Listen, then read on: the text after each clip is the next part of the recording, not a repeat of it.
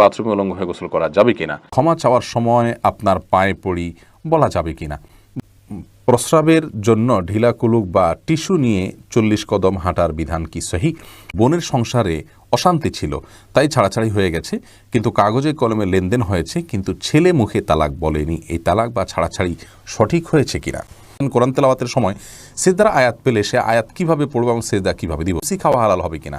পিরিয়ডের পর অর্থাৎ শরীর খারাপ থেকে ভালো হওয়ার পর স্বামী সহবাস কবে থেকে করতে হয়?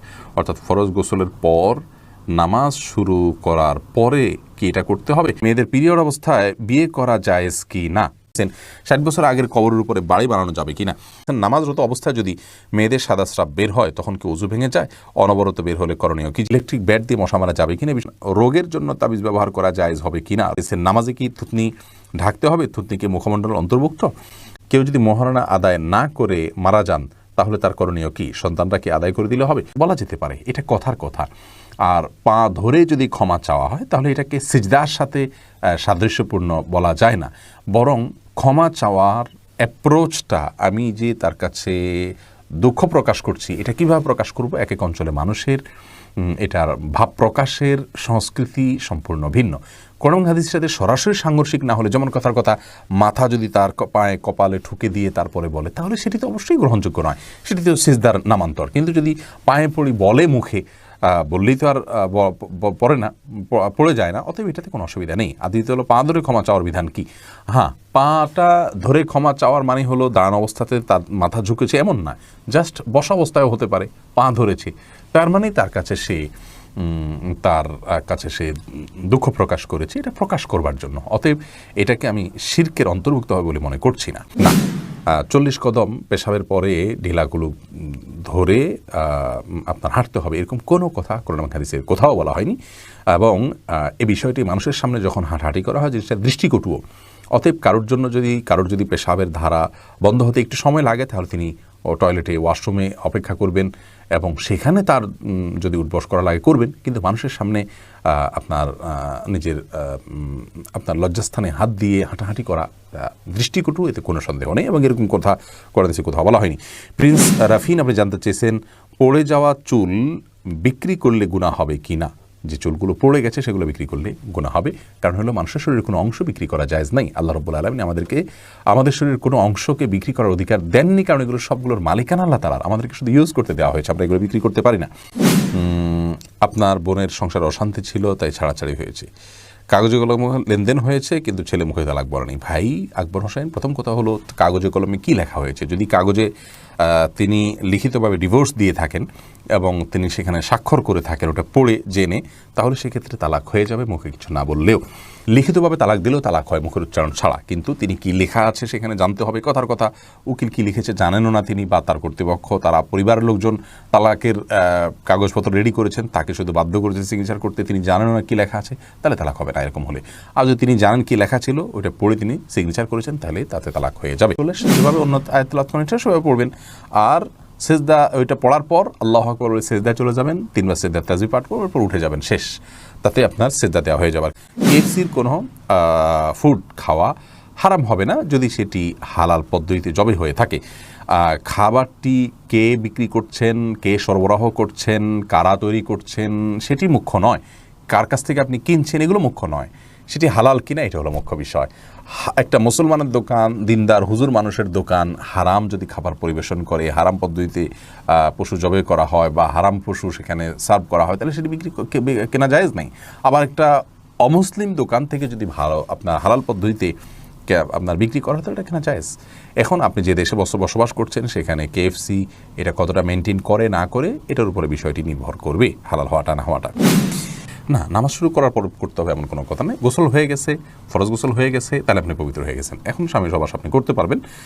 বিয়ে হতে পারে, বিয়ে হতে কোনো অসুবিধা নেই পিরিয়ড অবস্থা, কিন্তু স্বামীর সহবাস করা জায়েজ হবে না। বিয়ের আগদ অনুষ্ঠানটা হলো ওই সময় কোনো অসুবিধা নেই, কিন্তু সুস্থ হওয়া পর্যন্ত সহবাস করা যাবে না।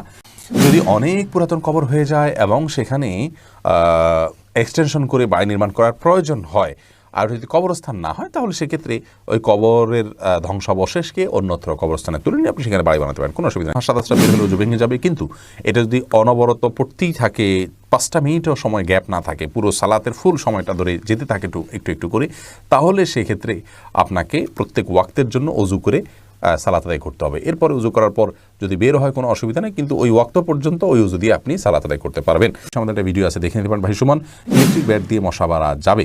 যদিও অনেকে আমরা নিষেধ করেন, যারা নিষেধ করেন তাদের চাইতে যারা নিষেধ না করেন তাদের মতটি বেশি শক্তিশালী। শেখ মোহাম্মদ সাল্লাহ মাজিদ হাফিজাহুল্লাহ ইসলাম কিউতে এটাকে জায়েজ বলেছেন, এবং সৌদি আরবের অন্যান্য বড় বড় স্কলারগণ তারাও জায়েজ বলেছেন, এবং তারা যে যুক্তি পেশ করেছেন সেটি হলো, দলিলগুলো অত্যন্ত শক্তিশালী। সেটি হলো তারা বলেছেন যে আগুন দিয়ে কোনো পশু পাখি পুড়িয়ে মারা জায়েজ নাই, কিন্তু ইলেকট্রিক ব্যাট দিয়ে যে মশা মারা হয় সেটা আসলে আগুন দিয়ে পুড়িয়ে মারা হয় না, ইলেকট্রিক শক দিয়ে মারা হয়।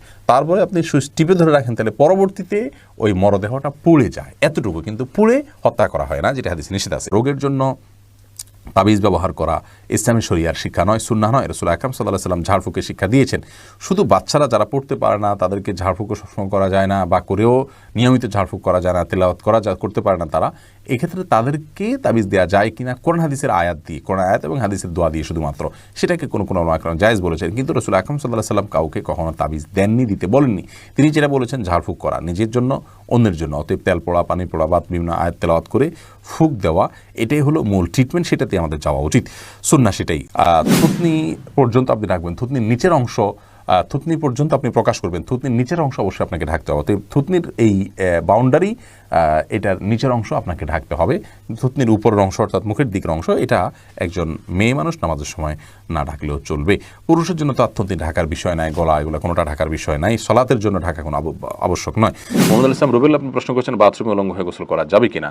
ভাই রুবেল, বাথরুমে উলঙ্গ হয়ে যদি কেউ গোসল করেন তাহলে তাতে কোনো বড় গুনাহ বা কবিরা গুনাহ হবে না, বড় কোনো পাপ হবে না। তবে এই কাজটি অনুত্তম এবং ভালো নয় আমাদের জন্য, জাস্ট এইটুকু আমরা বলতে পারি। কিন্তু আপনার এর কারণে কোনো বড় গুনাহ হয়ে যাবে ব্যাপারটি এরকম না। বিশেষ ওযরের কারণে যদি আপনার বিবস্ত্র হতে হয়, আপনার জন্য সেটা জায়েজ রয়েছে। এবং নয়বার রাহমাহুল্লাহ সহিহ মুসলিমের সরার মধ্যে তিনি ব্যাখ্যার মধ্যে তিনি লিখেছেন যে গোসল করার সময় লুঙ্গি বা গামছা বা এই জাতীয় কোনো কিছু দিয়ে গোসল করাটা হলো উত্তম, এতে কোনো সন্দেহ নেই। তবে যদি প্রয়োজন হয় তাহলে সেক্ষেত্রে উন্মুক্ত করে, অর্থাৎ আপনার সম্পূর্ণ বিবস্ত্র হয়ে গোসল করা জায়েজ আছে। একটি হাদিস এরকম রয়েছে, নবী সাল্লাল্লাহু আলাইহি ওয়াসাল্লাম বলেছেন যে আল্লাহ তাআলাকে কেউ যদি নাও দেখে তো আল্লাহ তাআলাকে অন্তত লজ্জা করা উচিত, লজ্জাশীলতা থাকা উচিত। এই জন্য এরকমটি প্রয়োজন হলে করা যাবে, আর প্রয়োজন ছাড়া এরকম করাটা অনুচিত, অনুত্তম, ভালো কাজ নয়। মরণ আদায় করে না করে মারা গেলে অবশ্যই তিনি স্ত্রীর পাওনা রেখে মারা গেলেন, এর জন্য অবশ্যই কিয়ামতের ময়দানে তিনি স্ত্রীর বিরুদ্ধে বিবাদী হিসাবে, অপরাধী হিসাবে, আসামি হিসাবে দাঁড়াবেন। সন্তানরা তার পক্ষ থেকে যদি তার বাবার পক্ষ থেকে তার মা যদি বেঁচে থাকেন তাকে দিয়ে দেন, অথবা বাবার পক্ষ থেকে যদি মা মারা যেয়ে থাকেন তাহলে মায়ের জন্য দান করে দেন বাবাকে মুক্ত করার উদ্দেশ্যে, তাহলে সেগুলো আল্লাহ রাব্বুল আলামিন চাইলে তার পক্ষ থেকে অবশ্যই গ্রহণ করতে পারে।